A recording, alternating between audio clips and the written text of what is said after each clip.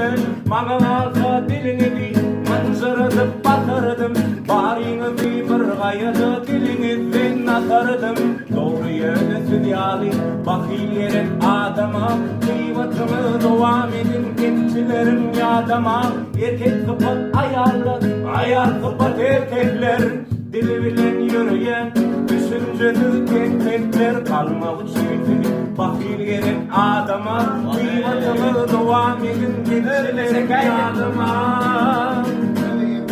Mevduayım zorundan Geçerler töhmetim Kime adına çektin?